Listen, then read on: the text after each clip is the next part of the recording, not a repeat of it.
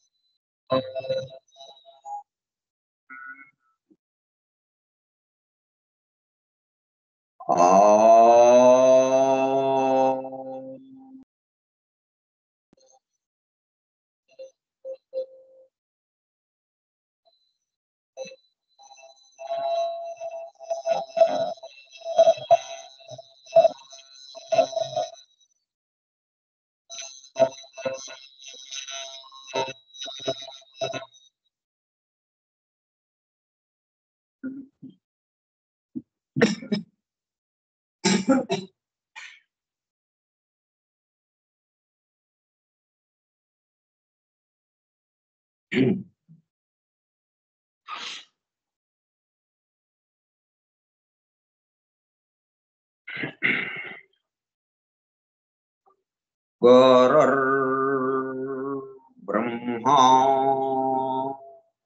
गुरुर्विष्णुः गुरुर्देवो महेश्वरः गुरुः साक्षात् परं ब्रह्म तस्मै श्री गुरवे नमः। व्यासं वसिष्ठनप्तारं शक्तेः पौत्रमकल्मषम् पराशरात्मजं वन्दे सुखतातं तपोनिधिम् शुक्लांबरधरं विष्णुं शशिवर्णं चतुर्भुजं प्रसन्नवदनं ध्यायेत् सर्वविघ्नोपशान्तये। अगज आनन पद्मार्कं गजाननमहर्निशम् अनेकदं तं भक्तानाम् एकदन्तमुपास्महे। वक्रतुण्डमहाकाय कोटिसूर्यसमप्रभा निर्विघ्नं कुरु मे देव सर्वकार्येषु सर्वदा। सरस्वती नमस्तुभ्यं वरदे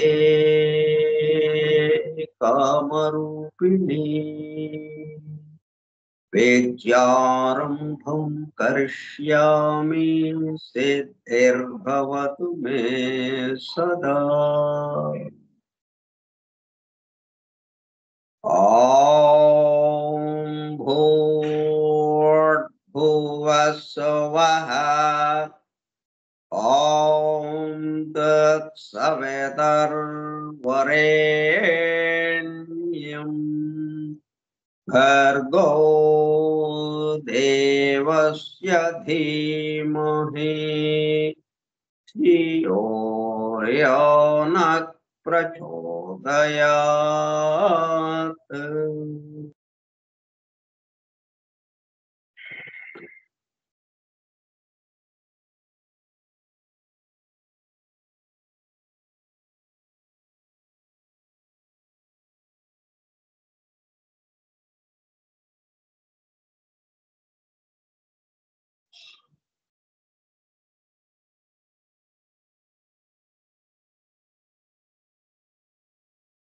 వాసుదేవ.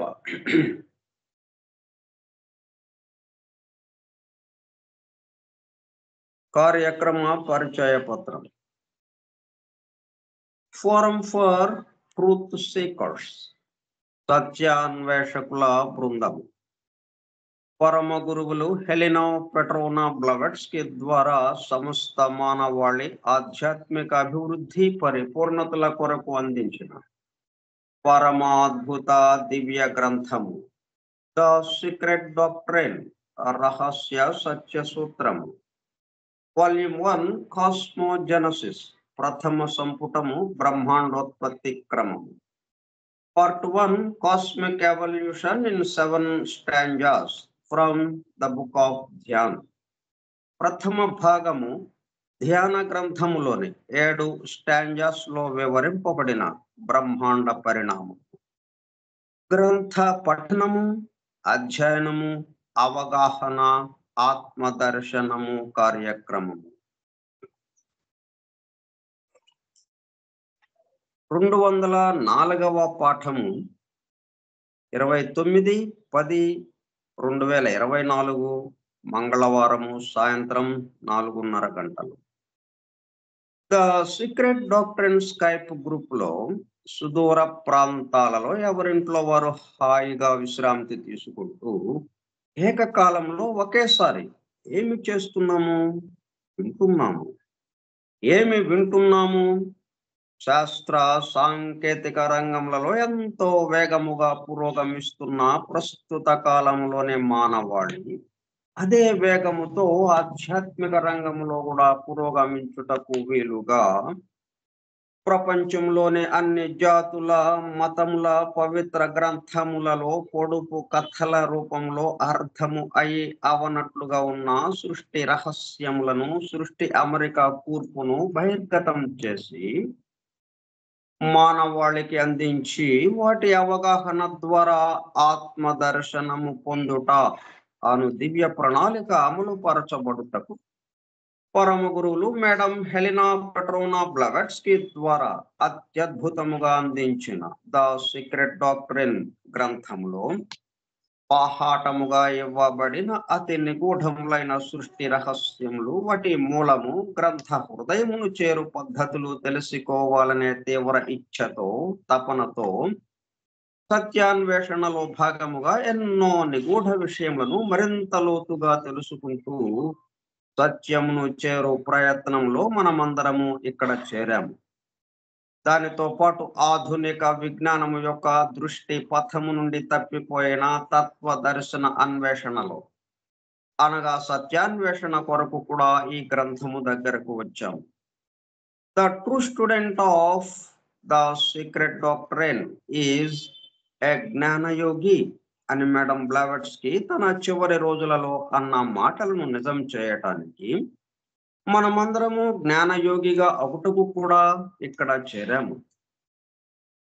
గత 2 సంవత్సరముల 8 నెలల కాలము పాటు ద సీక్రెట్ డాక్ట్రైన్ గురించి తెలుసుకోవడానికి ప్రయత్నించిన మనము ప్రస్తుతము ఇక్కడ చేరి ద సీక్రెట్ డాక్ట్రైన్ ను తెలుసుకుంటూ ఆపై సమస్త విశ్వముగా రూపుదాల్చిన ద సీక్రెట్ డాక్ట్రైన్ యందు ప్రవేశించి ద సీక్రెట్ డాక్ట్రైన్ గా స్వస్థితి యందు మేల్కాంచుటకు చేస్తున్న చిరు ప్రయత్నమే ఈ కార్యక్రమం.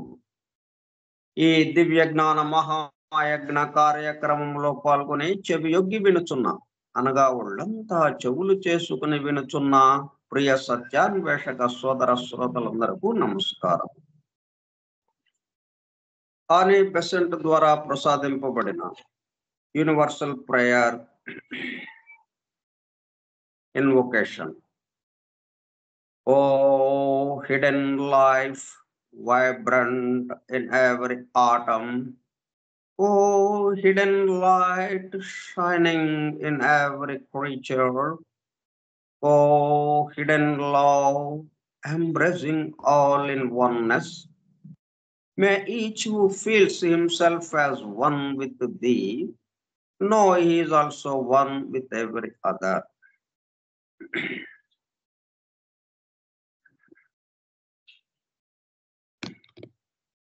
మనం సంఖ్యలకు సంబంధించిన విషయం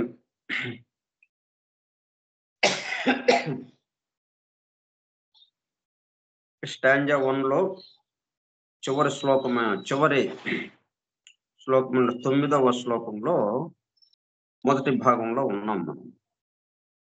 అక్కడ మనకి నంబర్స్ గురించిన వివరం అందించమని అభ్యర్థన వచ్చింది. దాంతో నంబర్స్ గురించి అంటే సంఖ్యలు, వాటి గురించిన వివరాలు తెలుసుకోవడం ప్రారంభించాం.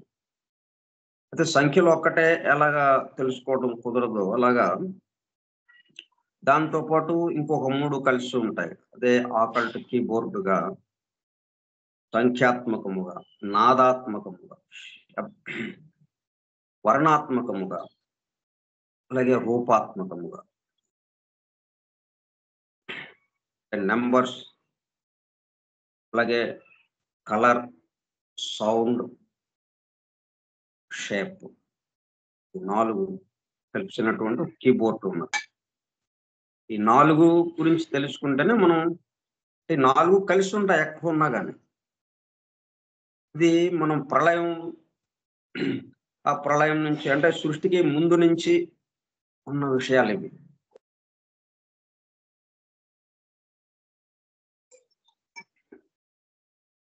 అసలు మనం ప్రారంభంలోనే చెప్పుకోవాల్సిన విషయం ఇది. అంటే ప్రారంభంలోనే మనం చెప్పుకుంటే ఇంకా స్పష్టమైన అవగాహన ఏర్పడడానికి అవకాశం ఉంటుంది. ఈ సృష్టి ఎలాగా ఆవిర్భవిస్తుంది అన్న దానికి, ఈ సృష్టిలో ఉన్నాయన్నీ కూడా ఏ మాదిరిగా ఉన్నాయో, అంకెలకి వాటికి ఉన్న సంబంధం ఏంటో, ఆ వివరాలు మనకి తెలిసినప్పుడు మరింత స్పష్టంగా అవగాహన అవుతుంది. అందుకోసమని మనం క్రితం క్లాసులో కొన్ని చెప్పుకున్నాం. ఇప్పుడు ఏం చేద్దామంటే దీనికి సంబంధించే సంఖ్యలతో కూడుకున్నటువంటి విషయాలు ఎక్కడెక్కడ ఉన్నాయి మనకి వేదము,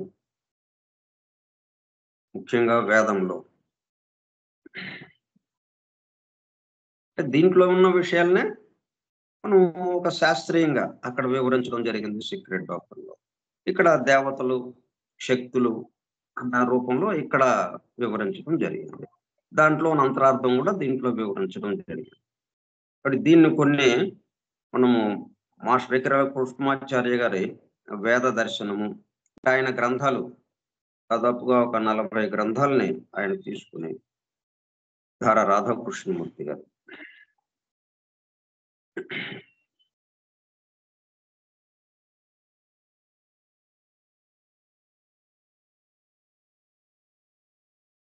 ఆ గ్రంథాల్లో అక్కడక్కడ ఇవ్వబడ్డటువంటి విషయాలు ఒక చోట సంకలనం చేశారు. అలాగే ఇంకొక పుస్తకం భావార్థ ప్రకాశ. ఈ 2 గ్రంథాల్లో ఉన్న విషయాన్ని ఈ రోజు మనం ముచ్చటించుకుందాం. అప్పుడు సంఖ్యల యొక్క ప్రాధాన్యత ఏంటో మనకు తెలుస్తుంది. ఆ సంఖ్యలతో పాటు రూపం, శబ్దము, వర్ణము, ఈ 3 కూడా దాని యొక్క ప్రాధాన్యత తెలుస్తుంది మనకి.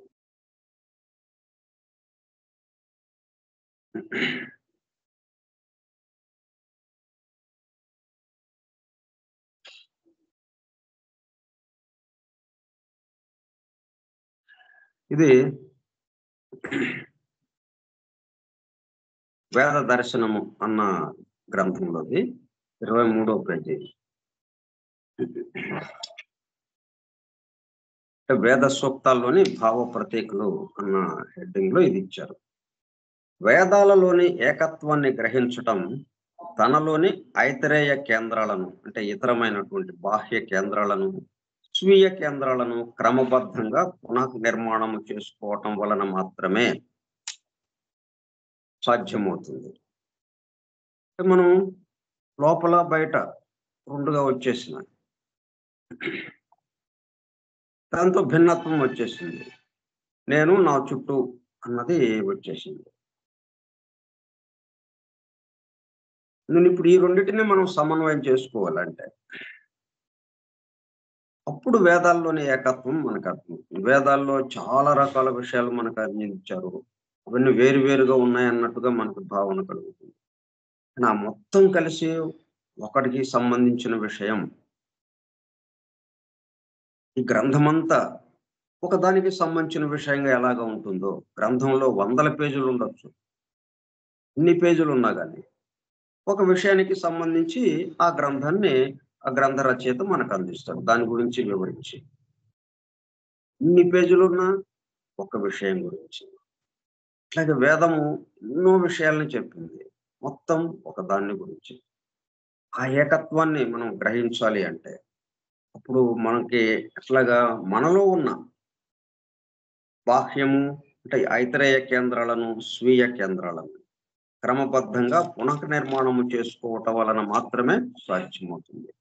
కేవలం పఠన, పాఠనాల వలన, అర్థ వివరణ వలన ఈ ప్రక్రియ సాధ్యపడకపోయినా, అంతరార్థాన్ని సాధించే ప్రయత్నంలో అవి అంతర్భాగాలు.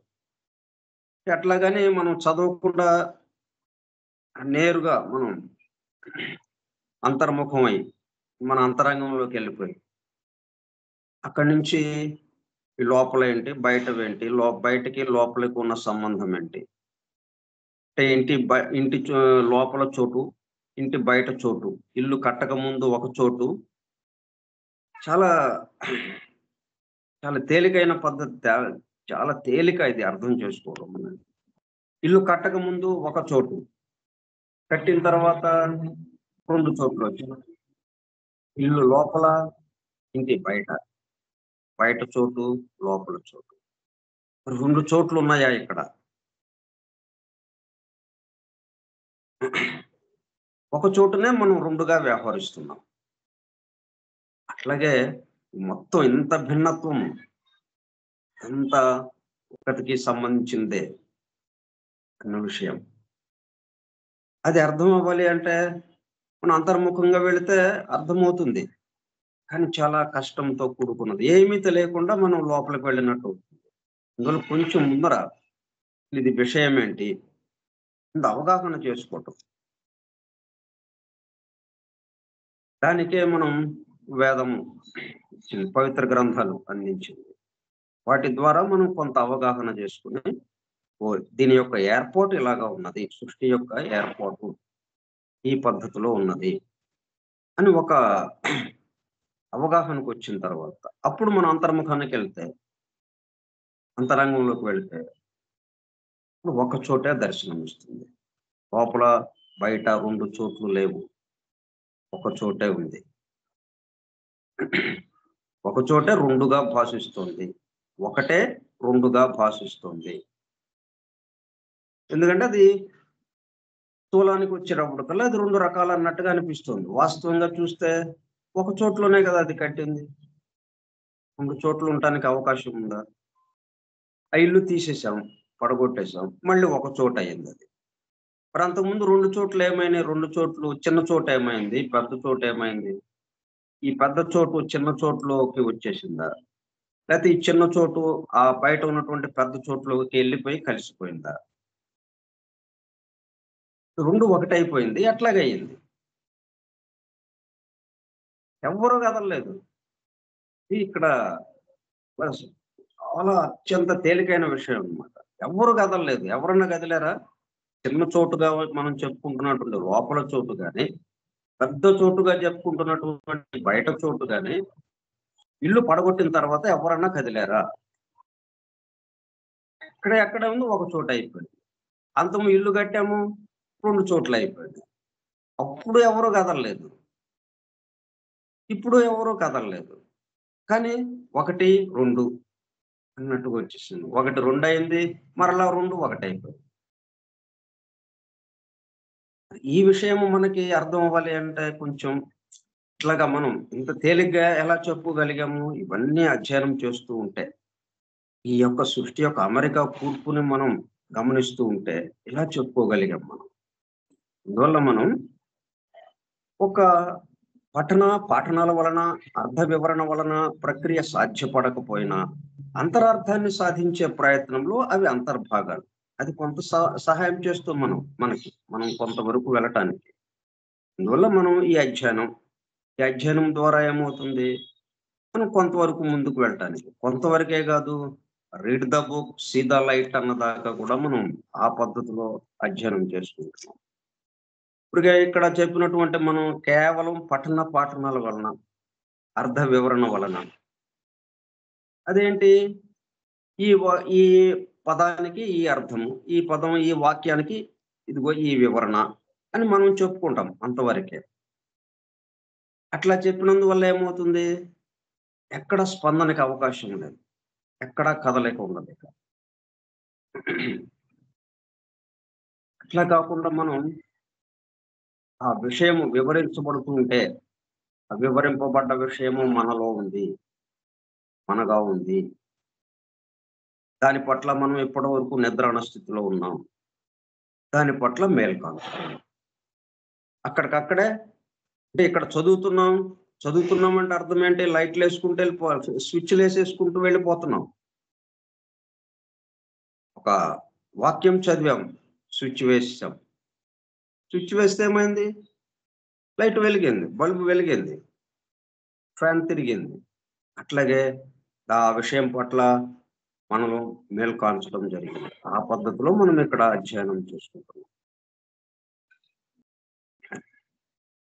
అట్లా కాకుండా మామూలుగా ఇక్కడ ఉన్న విషయాన్ని అంటే మనకు తెలిసిన భాష ఇది. ఆ తెలిసిన భాష లేకపోతే ఇంగ్లీష్ చదువుకుంటుంటే ఇంగ్లీష్ భాషలో ఉన్న విషయాన్ని మన తెలుగులోకి తర్జుమా చేసుకొని దాని సంగతి ఇదంట అని చెప్పుకొని వెళ్ళిపోతాం. అదేమవుతుంది? మనలో స్పందనని చేయలేదు. మనం అట్లా చదవటం లేదు. ఇవన్నీ శక్తిపూరితంగా ఉన్నాయి ఈ అక్షరాలు. ఈ అక్షరాల్లో ఏముంది? నాదశక్తి ఉన్నది. అంతర్గర్భితంగా శక్తులతో కూడుకుని ఉన్నాయి. దానివల్ల ఏమైంది? అది అది ఉచ్చరించగానే దాని యొక్క శబ్ద ప్రకంపనలు మనల్ని చేరి, దానికి తగిన విధంగా మనలో ఆ శబ్ద ప్రకంపనలను కలిగించి, ఏ విషయమైతే మనం చెప్పుకుంటున్నామో ఆ విషయం పట్ల మనం మేల్కొంటాం. మనలో ఉన్నదే ఆ విషయం. గ్రంథంలో లేదు. గ్రంథంలో ఉన్నదేంటి? ఇట్లా ఉన్నదని మనం చెప్పడానికి వచ్చిందది. వాస్తవంగా ఎక్కడుంది? మనలో ఉంది. మనలో ఉంది అంటే దాని యొక్క వ్యక్త రూపము మన చుట్టూ ఉన్న ప్రపంచంలో ఉంది. మన చుట్టూ ఉన్న ఈ విశ్వంలో ఉంది. ఈ సృష్టిలో. ముందుగా ఎక్కడుంది? మన దగ్గర ఉంది. ఆ విషయాలన్నీ మనకి ఇట్లా చదువుకోవడం ద్వారా కూడా మనకు కొంత అంతరార్థాన్ని సాధించే ప్రయత్నంలో అవి అంతర్భాగాలు. ప్రధాన ధ్యేయమైన వేద సాన్నిధ్యాన్ని అందుకోవాలంటే స్వాధ్యాయం అంటే అధ్యయనం ఒక్కటే మార్గం. ఇప్పుడు అదే చేస్తున్నాం మనం. అధ్యయనం. అది అయనం. అయనం అంటే ప్రయాణం. ఎటువైపుకి ప్రయాణం? అధినాథుడికేసి. మొత్తానికి సమస్తానికి ఎవరైతే ఉన్నారో ఒక్కడే ఒక్కడు. వాడికేసి ప్రయాణము. అదే అధ్యయనం. అంటే సాన్నిధ్యం పొందటానికి వేదాన్ని సమీపించటం అన్నమాట. ఈ స్వాధ్యాయ ప్రక్రియకు అంటే ఈ అధ్యయన ప్రక్రియకు కావాల్సినది ఒక కొత్త విధానం. అదే మనం ముందు చెప్పుకుంది. ఇట్లా మనం చదువుకుంటున్న పద్ధతి మామూలుగా పుస్తకాలలో ఉన్న విషయాన్ని చదివి దాన్ని వివరించుకోవటం. అట్లా కాకుండా మనం ఒక కొత్త విధానంతో ఎట్లా ఇది మామూలు పఠన పాఠన ప్రక్రియల కంటే భిన్నమైనది. దానికి కావలసినది ప్రత్యేకమైన భాష. దానికి తగిన అక్షర సమామ్నాయము. ఇది ఈ యుగంలోని మేధావులకు తెలియని కొత్త విద్య కనుక వారు దానితో పరిచయం చేసుకుని ఆ పరిచయాన్ని పెంచుకోవాలి. సంఖ్య, ఆకారము, రంగు, శబ్దము, నంబర్, షేప్, సౌండ్. అక్కడ కీబోర్డ్ లో ఉన్నటువంటి 4 కీస్ అనేవి ఆ విద్యను నేర్చుకునే భాషలోని అక్షరాల్లో కొన్ని. ఇవి పంచేంద్రియ గోచరాలైన మానవుడు నిర్మించుకున్న సంకేతాల కోవలోనివి కావు. వ్యక్తం కాబోయే శక్తులు మానవుడు ఉద్భవించడానికి చాలా కాలం ముందే చోటులో సంభవించబోయే అంతర్గత ప్రజ్ఞలుగా దాగి ఉంటాయి. ఎట్లా దాగి ఉంటాయి అని అనుకుంటాం మనం. ఏం లేవు కదా ఇక్కడ అని. ఒక తెల్ల కాగితం తీసుకున్నాం మనం. ఏదైనా రాసుకోవడానికని మనం ఏం చేస్తాం? ఈ పిల్లల నోట్ బుక్స్ ఉంటాయి.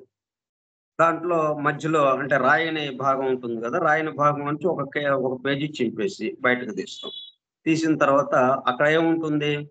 ఈ కాగితం మీద ఏముందండి? అనంటే ఏం చెప్తాం? ఖాళీగా ఉంది. ఏం లేదండి. ఖాళీగా, తెల్లగా ఖాళీగా ఉంది అంటాం. అంతే కదా! సరే. ఒక చుక్క అక్కడ పెడదాం. మధ్యలో ఎక్కడో ఒక చుక్క పెట్టేస్తాం. అక్కడేమైందది? 360 భాగాలకి కేంద్రం అయిపోయిందది. దాని నుంచి పరిధికి అవకాశం ఉంది. దాని నుంచి 360 డిగ్రీలు. మరి ఇవన్నీ ఎక్కడున్నాయి? అంతకుముందు ఆ కాగితంలోనే ఉన్నాయి. ఈ చుక్క గూడా ఎక్కడుంది? అంతకుముందు ఆ కాగితంలోనే ఉంది. దాన్ని సిద్ధ దాన్ని సిద్ధస్థితి అంటారు. దీన్నేమో సాధ్యస్థితి అంటారు. సాధ్యస్థితి ముందేంటి? ఖాళీగా ఉన్నది సాధ్యస్థితి. ఇక్కడ చుక్క పెట్టేటప్పటికల్లా సిద్ధస్థితి అయిపోయింది. అంటే వ్యక్తమైంది. అంతకుముందు అవ్యక్తంగా ఉంది అక్కడే. మొత్తం మనం ఏవేమి అక్కడ దలుచుకున్నామో అవన్నీ అక్కడున్నాయి. ఆ కాగితంలోనే. ఇట్లాగా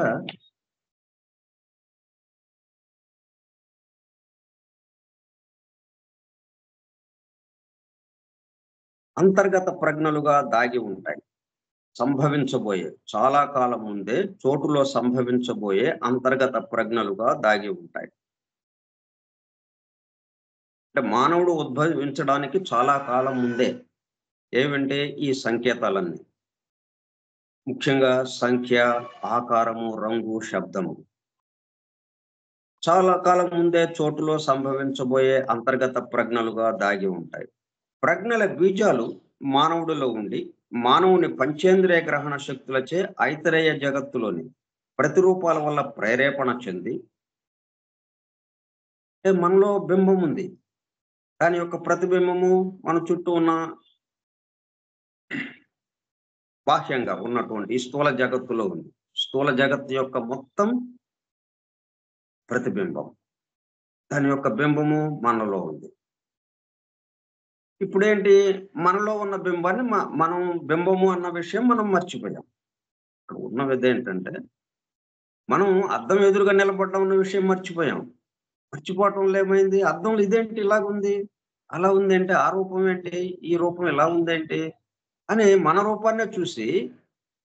రూపాన్ని చూస్తూ ఇదేంటి ఇలాగుంది అని ఏంటి ఇది అని అనుకుంటూ ఉన్నాం మనం. ఎందుకంటే అద్దం ముందు నిలబడలేదు మనం అని అనుకుంటున్నాం. ఇది ఇక్కడ విచిత్రం అన్నమాట. కాబట్టి అప్పుడు మనం ఏం చేస్తాం? ఆ ఎదురుగా ఉన్న దాంటి నుంచి ప్రేరణ పొంది, ఏంటి ఇయన్నీ ఎక్కడివి? ఏంటి అని మనం జాగ్రత్తగా ఆలోచించుకుంటూ జగత్తులోని ప్రతిరూపాల వల్ల ప్రేరేపణ చెంది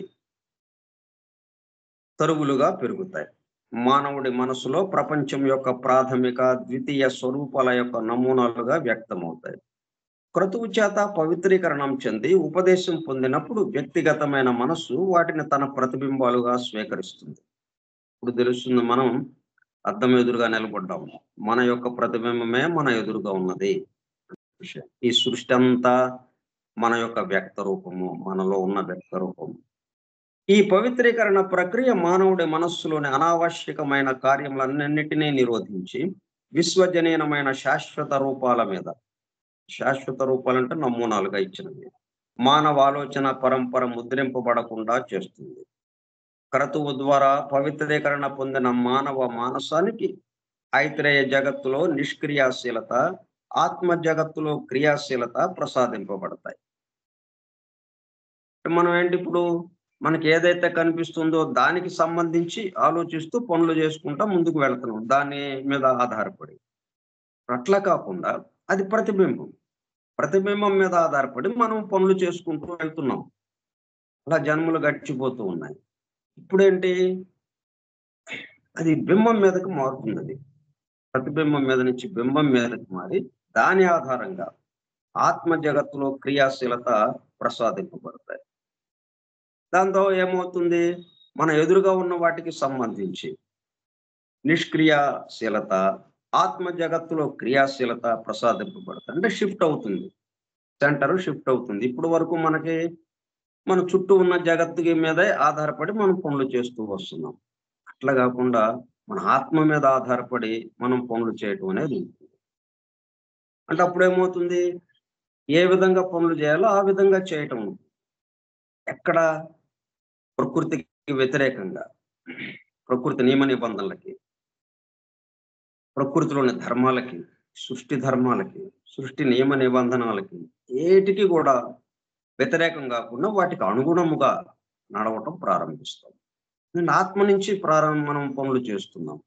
అంతకుముందు మరి ఎట్లా చేశాము? మన చుట్టూ ఉన్న ప్రతిబింబానికి మీద ఆధారపడి పనులు చేశాం. అదేమవుతుంది? వ్యతిరేకమైన విషయాలుగా మనకి అందుతుంది. దాంతో అన్నీ వ్యతిరేకంగా ప్రకృతి నియమ నిబంధనలకి, సృష్టి ధర్మాలకి వీటన్నిటికి వ్యతిరేకమైనటువంటి పద్ధతిలో నడుస్తూ వస్తున్నాం ఇప్పటి వరకు. అంత మార్పు వచ్చేస్తుంది ఇప్పుడు ఇలాగా చేయటంలో. అప్పుడు అతడు యావత్తు సృష్టిలోని ఏకత్వాన్ని ఆత్మీయ స్వీయ ప్రపంచంలోను, అనాత్మైన బహిఃప్రపంచంలోను దర్శిస్తాడు. ఇప్పుడు, ఇప్పుడు మొత్తం ఒక చోటులోనే ఉంది ఇదంతా. ఇంటి లోపల చోటు, ఇంటి బయట చోటు, ఈ 2 చోట్లు కలిపి ఒక చోటులో ఉన్నాయి మొత్తం కలిసి. నేను, నా చుట్టూ ఉన్న ఈ సృష్టి కలిసి ఒక చోటులో ఉన్నాం. ఒకళ్ళలో ఉన్నాం. ఒకటిగా ఉన్నాం అన్న దాంట్లోకి ఆ ఏకత్వానుభూతిలోకి వస్తాడు. ఇంతవరకు ఆత్మగా, అనాత్మగా, స్వీయంగా, ఐతరేయంగా విభజింపబడుతున్న తన వాహికైన శరీరాకారాన్ని అఖండ సృష్టిలోనే బృహత్తరత్వానికి, అనంతత్వానికి ఒక రేఖామాత్ర వామన స్వరూపంగా దర్శిస్తాడు. మన శరీరము ఏమైంది? దేహము ఇది వేరు, మన చుట్టూ ఉన్నవి వేరు అని అనుకుంటున్నాము. కానీ మన చుట్టూ ఉన్నటువంటి ఈ విశ్వమంతా ఏదైతే ఉందో దాని యొక్క వామన రూపం ఇది, నమూనాగా ఇవ్వబడింది ఇది. విశ్వం మొత్తంలో ఏముందో మనలో అదే ఉంది. మనలో ఏదైతే ఉందో బృహత్తర రూపంగా మన చుట్టూ విశ్వం అక్కడ ఉన్నది.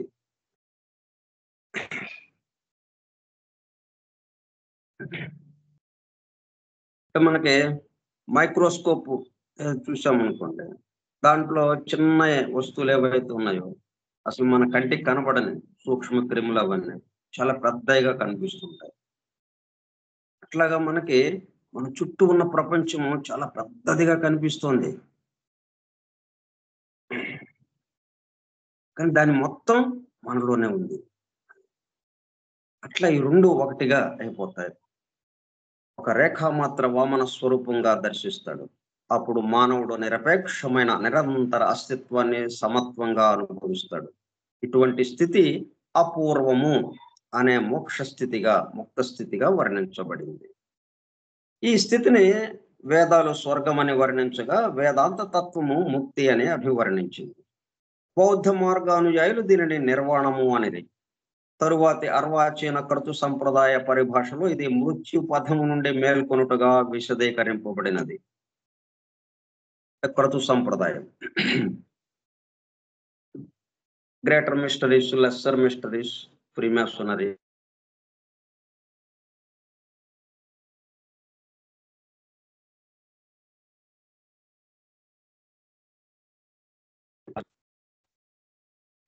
ఉన్నారు మృత్యు పథము నుండి మేల్కొనుటగా.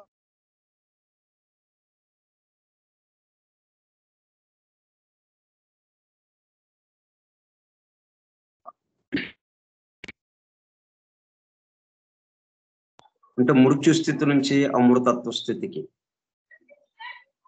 మారటం, రూపాంతరం చెందటం, అంటే స్వస్థితిలోకి రావటం. మన అసలైన స్థితి అమృతత్వ స్థితి అని. వీటన్నిటి యొక్క అర్థాన్ని మానవుడు తనకు తాను కల్పించుకునే బంధ స్థితి నుండి స్వేచ్ఛ పొందటంగా వివరించవచ్చు. స్వేచ్ఛ ఎప్పుడు వస్తుంది? ఇక్కడ ఉన్న అమరికకి అనుగుణంగా మనం పనిచేస్తే. బంధనం ఎప్పుడు ఉంటుంది? ఇక్కడ ఉన్న ఏర్పాటుకి వ్యతిరేకంగా పనిచేస్తే బంధనం, అనుగుణంగా పనిచేస్తే స్వేచ్ఛ. Very simple. వేదము యొక్క నిజమైన ధ్యేయము, ప్రయోజనము ఇక్కడ మనకు స్పష్టంగా కనిపిస్తాయి. ఇదంతా ఎందుకు చెప్పాల్సి వస్తుందంటే, మనం ఈ సంఖ్యల గురించి, వీటి గురించిన విషయాలు దీంట్లో మనకు అందివ్వబడ్డాయి. ఋగ్వేదంలోని వర్ణనలు మన ఆత్మీయమైన అంతరంగంలోని వెలుగు, బహిఃప్రపంచంలోని ఐతరేయమైన వెలుగుగా ఒక బ్రహ్మాండ రూపంలో వ్యక్తం కావటం అనే గూఢమైన సత్యాన్ని అవగాహన చేసుకోవడానికి ఉపకరిస్తాయి. బయట ఉన్న వెలుగంతా ఎక్కడిది? మనలో ఉన్న వెలుగు యొక్క ప్రతిరూపం.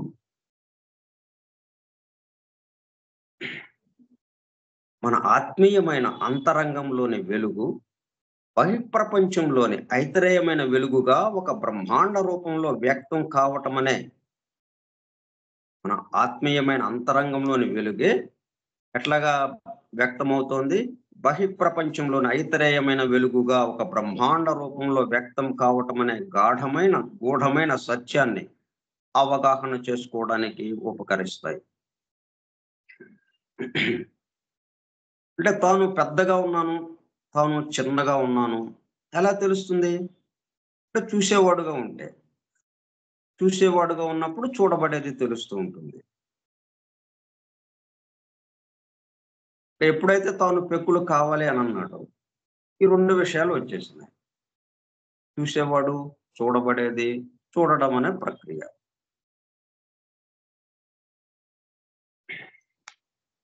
ప్రజ్వలనము అంటే ఇగ్నిషన్, ప్రజ్వలించటం, ఇగ్నిషన్, వ్యాపనము, పర్వేషన్ అని వర్ణింపబడిన పరస్పర ఆధారమైన ఈ ప్రక్రియలు సర్వాంతర్యామి యొక్క 2 వైభవాలు. జ్వలనము ఒక కేంద్రం ఉద్భవించడానికి, వ్యాపనము దాని చుట్టూ ఏర్పడే పరిధికి సంకేతాలు. ఇగ్నిషన్, పర్వేషన్. ఉద్భవించటం, నిర్గమించటం స్వసంకల్పం వల్ల జరుగుతాయి. కనుక తన సంకల్పం వల్ల జరుగుతాయి. ఉద్భవించటం, నిర్గమించటం అన్నది. కనుక బిందువు స్వయంభూగా వర్ణింపబడినది. తనకు తను ఉద్భవించింది అన్నట్టుగా. పరిధి అనేది బిందువు యొక్క అస్తిత్వానికి సాపేక్షము. తన ఐతరేయ స్థితి యొక్క పరిభ్రమణ రూపమైన వెలుగు గనుక పరిభుహు అని వర్ణింపబడింది. స్వయంభూహు, పరిభూహు.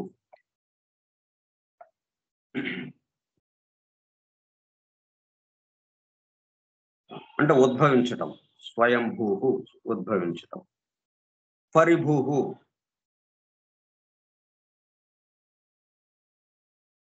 పరిధికి సంకేతంగా, పరిధి ఉద్భవించటం. అక్కడ ఏమైంది? తను ఉద్భవించేటప్పుడు కల్లా తన చుట్టూ పరిధి వచ్చేసింది.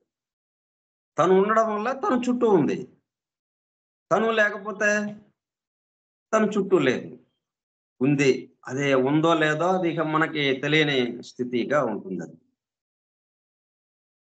ఇప్పుడు ఇట్లా పరమాత్మ ఈ సమస్తాన్ని వ్యాపించి ఉన్నాడు అని అంటే ఏంటి అర్థము?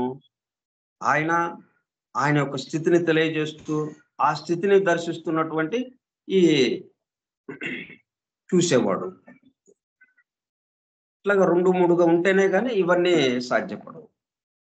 కాబట్టి ముందేమవుతుంది? స్వయంభూహు అంటే బిందువు అక్కడ రావటం, బిందువు ఏర్పడటం, ప్రజ్వలనము. మనం అగ్గిపుల్ల గీసేటప్పుడు కల్లా మంటొచ్చేసింది.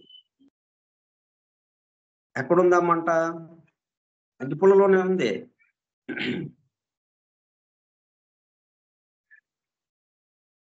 అది స్వయంభూహు. స్వయంభూహు వచ్చేటప్పటికల్లా పరిభూహు, ఆ చుట్టూ ఉన్నది వచ్చేసింది. అంటే అది కాంతి ఇస్తోంది. ఆ కాంతి చుట్టూ ఉన్నదానికి కాంతినిస్తుంది అది అని వర్ణింపబడింది. కేంద్ర బిందువుతో వర్తించే వృత్తం యొక్క మొదటి సంకేతం అగ్నావిష్ణు అని పిలువబడింది. అగ్నావిష్ణు అన్న పదం ఏదన్నా వస్తే ఈ మొత్తం మనకి విజ్ఞప్తికి రావుతుంది. ఇగ్నిషన్, పర్వేషన్, స్వయంభూహు, పరిభూహు. ఈ సంకేతం దానికి ప్రతిరూపాలైన 3 అంతర్భాగాల కూర్పు. ఇక్కడ అన్ని చోట్ల సంఖ్యలు వస్తున్నాయి చూడండి. 3 అంతర్భాగాలు. ఏమేంటవి? కేంద్రము, వృత్తము, వాటి అంతరంలో వర్తించే భాగాలు.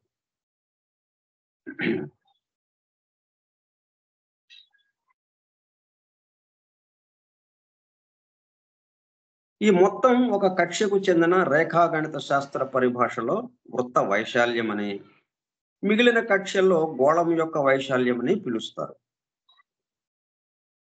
సంఖ్యాపరంగా చెబితే కేంద్రాన్ని ప్రథమ అనే, పరిధిని 1 అనే సంఖ్య ఉద్భవించి నిర్గమించే పూర్ణం అని పిలుస్తారు.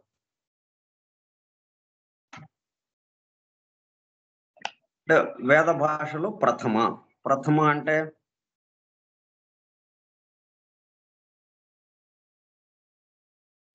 ఏది? ప్రజ్వలనం, ఇగ్నిషన్ అన్నది. స్వయంభూ అన్నది ప్రథమ. పరిధిని అంటే పరిభూ 1 అనే సంఖ్య ఉద్భవించి నిర్గమించే పూర్ణం. ఈ 1 అనే సంఖ్య ఉద్భవించి నిర్గమించే పూర్ణం అని పిలుస్తారు. పాజిటివ్ 0. ఈ అంతర్భాగాలలో ద్వితీయ వ్యక్తీకరణముగా 9 సంఖ్యల యొక్క ప్రజ్ఞలు ఉద్భవిస్తాయి. వేద ఋక్కుల పరిభాషలో ఈ ప్రజ్ఞలు విష్ణువు యొక్క 3 పదములుగా వర్ణింపబడినవి. త్రేధాని దధే పదం. ద్వితీయ రేఖాగణిత ధర్మాలైన పొడుగు, వెడల్పు, మందం అనేవి పరిభ్రమిస్తున్న గోళం యొక్క ప్రాథమిక ధర్మాల మీద ఆధారపడి ఉంటాయి.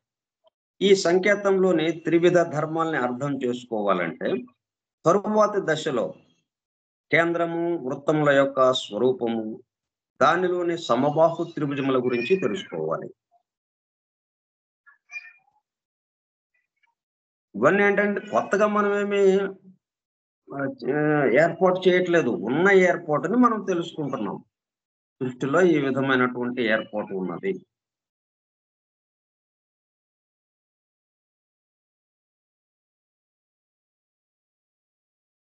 ఐతరేయ బ్రాహ్మణంలోని వివరణను అనుసరించి ఈ సంకేతంలో ఋగ్వేదం ప్రతిపాదించే ఏకత్వాన్ని విప్పి చెప్పే రహస్యం దాగి ఉంది.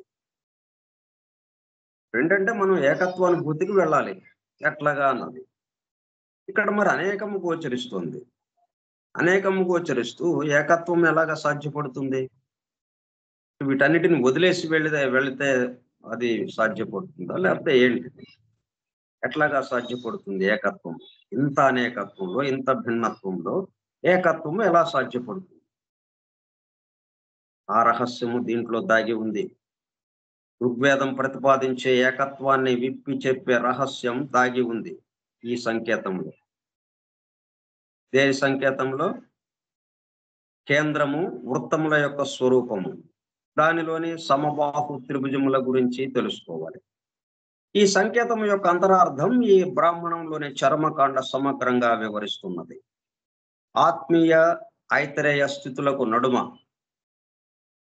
లోపల బయట అని ఏదైతే చెప్పుకుంటున్నాము, లోపల చోటు బయట చోటు అని, ఇట్లా లేని విషయాన్నే మనం చెప్పుకుంటున్నాం. ఉన్నది ఒక చోటు కదా, ఒక చోటు అనకుండా మనం 2 అని ఎందుకన్నాం? ఇల్లు కట్టక ముందు ఏముంది? అక్కడ ఒక చోటు ఉంది. ఇల్లు కట్టిన తర్వాత 2 చోట్లు వచ్చినాయి అక్కడ. అందుకని 2 అంటున్నాం మనం.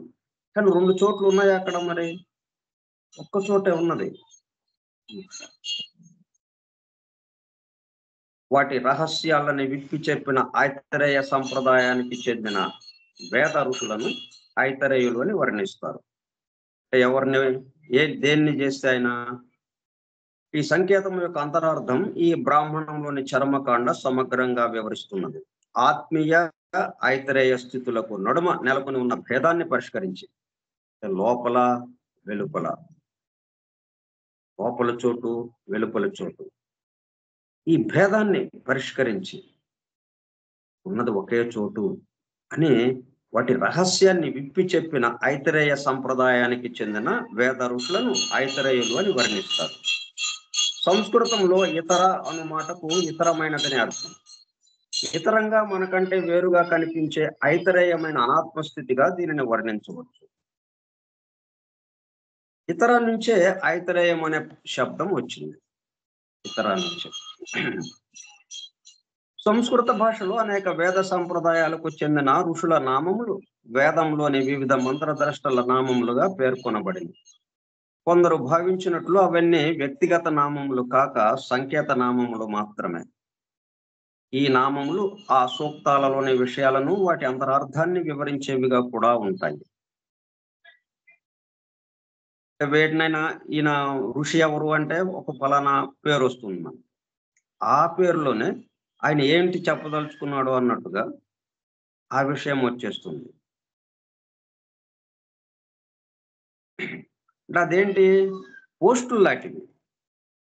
మనం గవర్నమెంట్ ఆఫీసుల్లో మరి పోస్టులు ఉంటాయి. లేకపోతే ముఖ్యమంత్రి ఇలాగ రాజకీయ మన పరిపాలనకి సంబంధించి ముఖ్యమంత్రి, ప్రధానమంత్రి, రాష్ట్రపతి ఇలాగా ఉంటాయి. అవన్నీ ఏంటి వ్యక్తులు కావు కదా అవి. ఆ పదవిలో ఎవరో ఒకళ్ళు ఉంటారు. కాసేపు ఉంటారు, కొద్ది కాలం ఉంటారు, వెళ్ళిపోతారు. ఇంకొకళ్ళు వస్తారు, మళ్ళీ వాళ్ళు ఉంటారు, వాళ్ళు వెళ్ళిపోతుంటారు.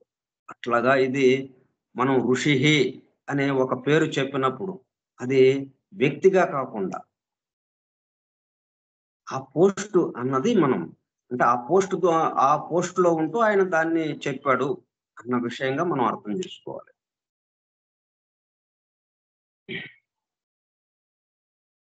ఇవన్నీ వ్యక్తిగత నామములు కాక సంకేత నామములు మాత్రమే. ఈ నామములు ఆ సూక్తాలలోని విషయాలను వాటి అంతరార్థాన్ని వివరించేవిగా కూడా ఉంటాయి.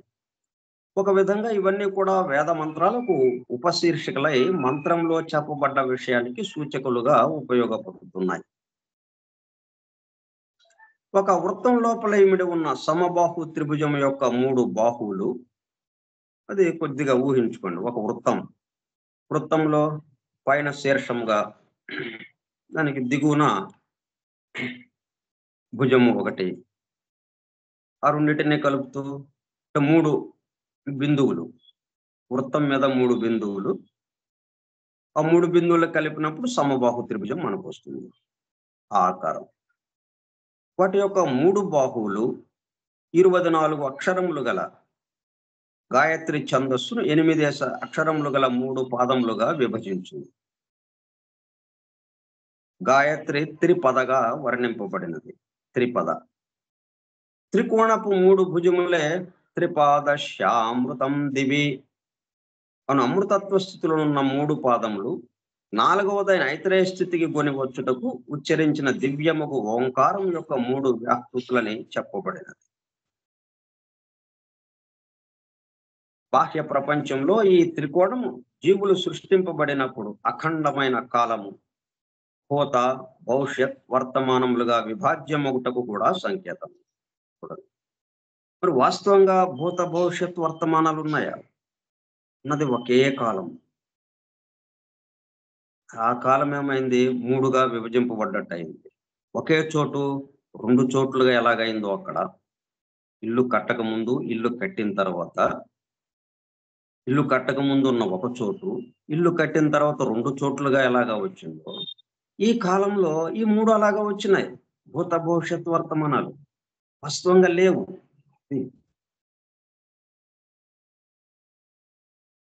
ఈ త్రికోణం యొక్క బాహువులే బాహ్య ప్రపంచమున భూత, భవిష్యత్, వర్తమానములుగా భాషించు. సృష్టింపబడిన జీవులు దేశమున కార్యక్రమములు నిర్వహించినప్పుడు కర్త, కర్మ, క్రియను విభాగములు ఏర్పడును. 3 స్థాయిలలోనూ వర్తించు సప్త స్వరములను, 3 విధములైన ప్రకాశములలో వెలుగు సప్త వర్ణములను ఈ త్రిభుజము యొక్క భుజముల నుండి ఉద్బుద్ధములు. ఈ త్రిభుజమును 7 సమభాగములుగా విభజించుట ఈ సంకేతంలోనే 3వ దశ. అప్పుడు వచ్చు మొత్తము 3 × 7 = 21. దీనికి కేంద్రము యొక్క సంఖ్య 1 కలిపిన 22 వచ్చింది. దీనిని 7చే భాగించిన 22/7 పై అను రహస్య సంకేతము ఉద్భవించుచున్నది. ఈ పై అనే దాని మీద ఆధారపడే మరి ఇప్పుడు మొత్తం ఈ సంఖ్యలకి సంబంధించింది గాని అన్నిటి యొక్క వివరాలన్నీ ఈ పై అన్న దాంట్లో సంకేతం ఈ సృష్టి యొక్క మొత్తం విషయం ఈ పై అన్న సంకేతంలోనే దాగి ఉన్నది. ఆ పై ఎలాగ వచ్చింది? త్రిభుజాన్ని ఏం చేసాం? 7 సమభాగములుగా విభజించుట ఈ సంకేతంలోనే 3వ దశ.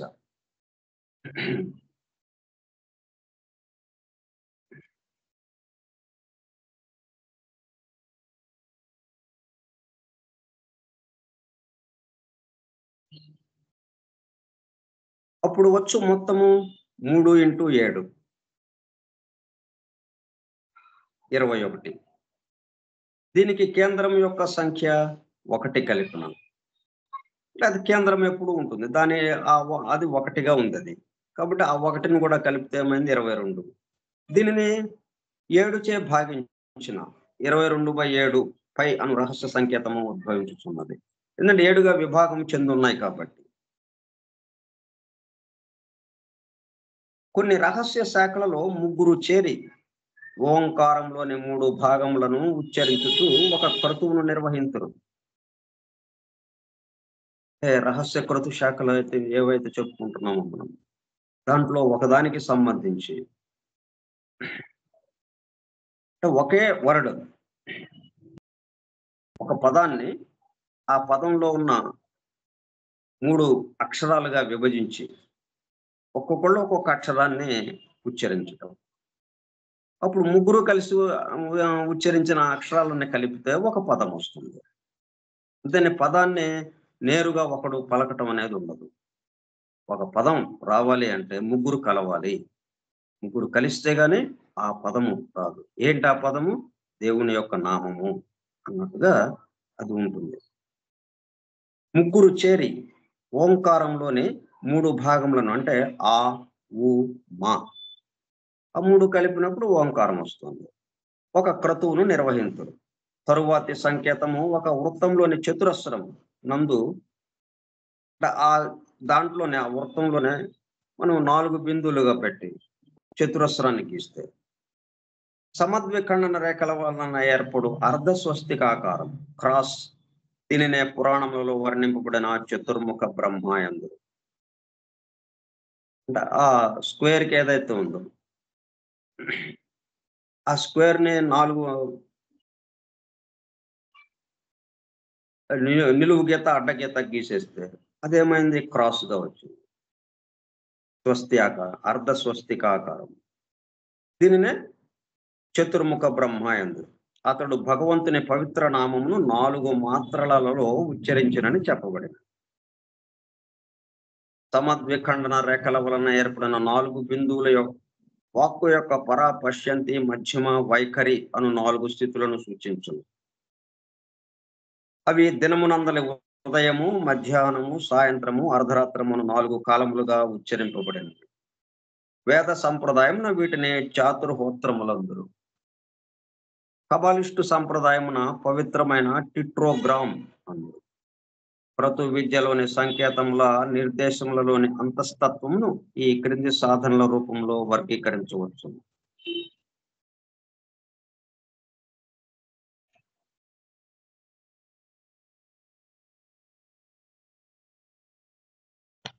మొదటి వర్గము కేంద్రము కలిగిన ఒక వృత్తమును ధ్యానించుము. అంతకుముందు కూడా మనం ధ్యాన పద్ధతులు కొన్ని అంటే పూర్తిగా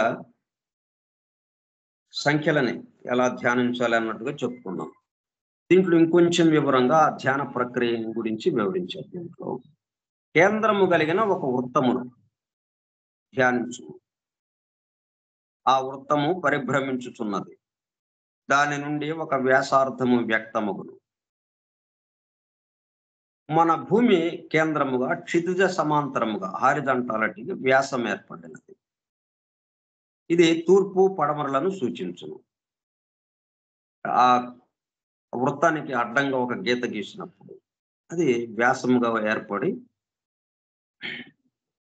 తూర్పు పడమరలను సూచిస్తోంది. వృత్తము యొక్క పూర్వార్ధము రాత్రికి సంకేతం.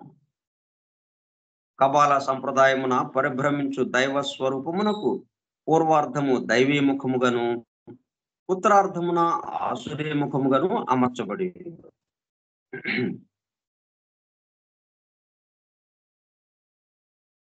వృత్తం యొక్క పూర్వార్ధం అంటే ముందున్నది, అంటే ఆ పైది అన్నట్టుగా. అంటే అది దైవీ ముఖంగా కబాల సాంప్రదాయంలో చెప్పబడింది. ఉత్తరార్ధమున ఆసురీ ముఖముగాను అమర్చబడి ఉంటుంది. అంటే దిగువ భాగమంతా ఆసురి, పై భాగమంతా దైవీ శక్తి అన్నట్టుగా. మొదటి వ్యాసమును ఖండించుచున్న మరి ఒక వ్యాసము గీయబడినది. దీని వలన కేంద్రము చుట్టూను 4 లంబకోణములు ఏర్పడు. అంటే నిలువుగా ఒక గీత గీస్తే, అడ్డంగా గీత గీసాము, 2 భాగాలు వచ్చింది, పూర్వార్ధము ఉత్తరార్ధము అని. ఇప్పుడు ఇంకొక గీత నిలువుగా గీసేటప్పుడు కల్లా 4 లంబకోణాలు వచ్చినాయి. ఒక క్రాస్ లాగా వచ్చింది ఆ వృత్తంలో. కేంద్రం చుట్టూను 4 లంబకోణములు ఏర్పడింది. వృత్తం యొక్క ఈ సమద్విఖండన రేఖలను కలిసిపిన ఒక చతురస్రం ఏర్పడింది. మళ్ళీ వాటిని అడ్డంగా ఇలాగా కలిపి ఆ బిందువుల్ని కలిపితే ఒక చతురస్రం వచ్చేస్తుంది. అంటే వృత్తంలోనే ఒక చతురస్రం వచ్చేస్తుంది, వృత్తం లోపలే. నల్లని నేపథ్యమున తెల్లని రంగులో ఈ రూపమును ధ్యానించు. ఎందుకు ఇవన్నీ అంటే మన యొక్క ప్రతిబింబం, మన చుట్టూ ఉన్నది ప్రతిబింబం అని, దాని యొక్క బింబము మనమని, మన యొక్క వ్యక్త రూపమే మన చుట్టూ ఉన్నదని ఇది అర్థం కావటానికి, వీటి యొక్క ఏకత్వం అర్థం కావటం కోసం. ఉన్నది ఒకటే మొత్తము. ఈ లోపల బయట అని ఏదైతే చెప్పుకుంటున్నామో, బింబము ప్రతిబింబము మొత్తం కలిపి ఒకటిలో ఉన్నది. మళ్ళీ ఇదంతా కలిపి మళ్ళీ ఎక్కడ ఉంది? ఒకట్లోనే కదా ఉంది. ఒక చోట్లోనే మొత్తం సమస్తము జరుగుతున్నది. ఏదైనా కానీ ఒక చోట్లోనే జరుగుతుంది. ఆ చోటంతా ఒకడు వ్యాపించి ఉన్నాడు. అంటే ఆ ఏకత్వానికి, మనం ఏకత్వానుభూతికి వెళ్ళటానికి అలాగా ఈ ధ్యానం ఉపకరిస్తుంది అనేది ఒకటి. అలాగా రెండవ వర్గం ఇంకొకళ్ళు ఎట్లాగా చేస్తారంటే, పై ఆకారమును వేది పైనుంచి, అంటే ఆల్టర్ పైనుంచి కేంద్రము గుండా ఒక నిలువు రేఖను గీయి. అప్పుడు ఒక త్రిమితీయ సమద్విఖండన రేఖాకారం, 3 డైమెన్షనల్ క్రాస్ ఏర్పడింది. ఇప్పుడు కేంద్రము చుట్టూను 12 లంబకోణములు ఏర్పడిన ఆకారమునకు 6 భుజములుండును. ఈ ఆకారమును 3 12 అంగుళముల పొడవు గల కడ్డీలతో నిర్మింపు. ఆ కడ్డీలలో ఒక్కొక్క దానికి వరుసగా తెలుపు, నలుపు, ఎరుపు రంగులు వేయము. ఈ త్రిమితీయ రూపము చుట్టూను ఒక గోళమును నిర్మింపు. ఇదంతా ఏంటి? మనం కూర్చుని రంగులేయటం కాదు, ధ్యానంలో ఊహగా, ధ్యానంలోనే అన్ని ఊహిస్తూ, దానికి తెలుపు రంగు వేసాం, దీనికి నలుపు రంగు వేసాం, దీనికి ఎర్ర రంగు వేసాం. ఆ 3 రంగులు స్పష్టంగా మనకు కనిపిస్తూ ఉంటాయి. ఓకే, అలాగా ఈ త్రిమితీయ రూపము చుట్టూను ఒక గోళమును నిర్మింపు. చతురస్రం యొక్క 4 మూలలను నిలువు రేఖ యొక్క చివరి భాగములతో కలుపు. ఇప్పుడు ఏర్పడినది అరవింద యుగళము అంటాం దాన్ని. డబుల్ పిరమిడ్ యొక్క ఆకారం అది. ఈ ఘన రూపం యొక్క 8 ముఖములలో ఒక్కో సమభుజ త్రికోణము ఏర్పడము. ఈ మొత్తము రూపము ఒక గోళమున దాగి ఉన్నది. మళ్ళీ ఇది మర్చిపోకూడదు మనం. అంతా ఎక్కడుంది?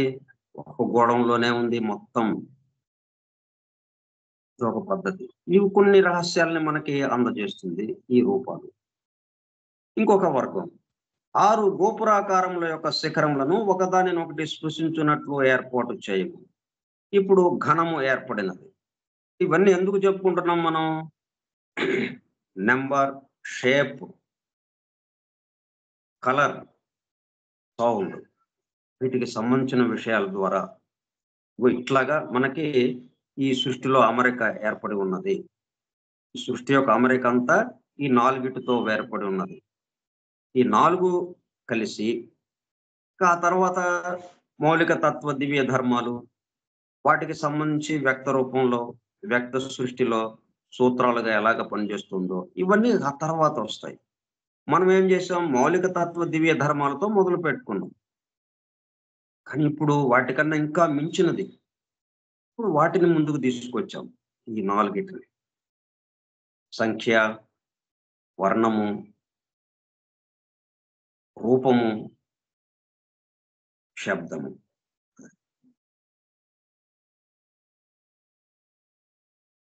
మూడవ వర్గం 6 గోపురాకారముల యొక్క శిఖరములను వాళ్ళు ఎట్లాగా ధ్యానం చేస్తారో మనం రేపు చెప్పుకుందాం. ఇట్లా ఇంకా మొత్తం 5 వర్గాలుగా ఉన్నారు వాళ్ళు. 5వ వర్గం వరకు ఎలాగ చేస్తారు. 6, 7 6వ వర్గం కూడా ఉన్నది. ఇవన్నీ మనకి సీక్రెట్ డాక్టర్‌లో చాలా విపులంగా చర్చింపబడ్డాయి. అయితే మనకి ఇవన్నీ ఎప్పుడు వస్తాయంటే మనకి 4వ స్టాంజా మొదలుకొని 4వ స్టాంజా దగ్గర నుంచి ఇక వ్యక్త రూపానికి సంబంధించిన విషయాలు వస్తూ ఉంటాయి ఇక. ఎట్లా బహిర్ముఖమైంది ఈ ప్రళయంలో ఉన్నటువంటి మొత్తం, అంటే నిద్రపోతున్నటువంటి బ్రహ్మ మేల్కాంచుతుంటే క్రమక్రమంగా ఇవన్నీ ఎలాగా బయటకొచ్చినాయి అన్నట్టుగా.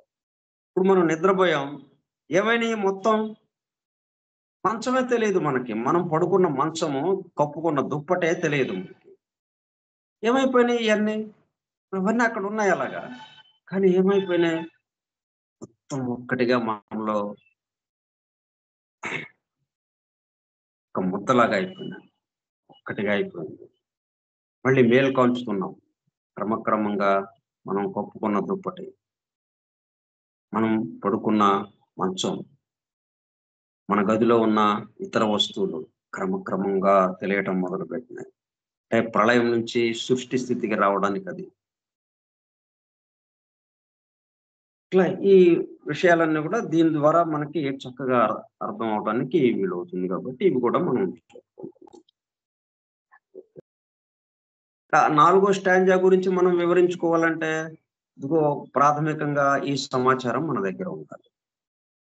లేకపోతే అక్కడేమో ఒక ఒక పేజీ లేకపోతే 2 పేజీల్లో అది వివరించేశారు. అయిపోయిందది. ఆ 4వ స్టాంజాలోని ఆ 3వ శ్లోకంలో. ఇప్పుడు ఆ 2 పేజీల వరకు మనం చదివేస్తే మనకేమీ అర్థం అవటానికి అవకాశం ఉండదు. ప్రాథమికంగా ఈ విషయాలు మనలోకి మనం అవగాహన చేసుకొని, అప్పుడు దాని దగ్గరికి వెళితే మనం, ఇప్పుడు ఆ 91 పేజీ, 92 పేజీ, ఆ 2 పేజీల్లో ఉన్నటువంటి ఆ పై అనే సంకేతం, దాని ద్వారా వచ్చినటువంటి 31415 అంటే 22/7 3 పాయింట్ అని అట్లాగా వస్తుంది గదా మనకి. దాని యొక్క విషయం ఏంటి? వాటిని ఎట్లాగా వివరించారు? 3 అంటే ట్రయాంగిల్ గాను, 1 అంటే స్ట్రెయిట్ లైన్ గాను, ఇట్లాగా వివరించారు. వాటి యొక్క సంకేతం ఏంటి? అది మనం ఈ ప్రాథమికంగా ఇవి తెలుసుకొని మనం దాని దగ్గరికి వెళ్తే స్పష్టంగా మనం అర్థం అవ్వటానికి బాగుంటుంది. మిగతా విషయాలు రేపు చెప్పుకుందాం. స్వస్తి ప్రజాభ్యః పరిపాలయంతాం న్యాయేణ మార్గేణ మహీం మహీషాః ఓ బ్రాహ్మణేభ్యః శుభమస్తు నిత్యం లోకాః సమస్తాః సుఖినో భవంతు లోకాః సమస్తాః సుఖినో భవంతు లోకాః సమస్తాః సుఖినో భవంతు. ఓం శాంతి శాంతి శాంతి. అంటే మన అధ్యయనం ఎలా సాగుతోంది? ఈ అధ్యయన ప్రక్రియకు కావలసినది ఒక కొత్త విధానం. ఇది మామూలు పాఠన ప్రక్రియల కంటే భిన్నమైనది. మనం చేస్తున్నాం. ఓకే. వాసుదేవ.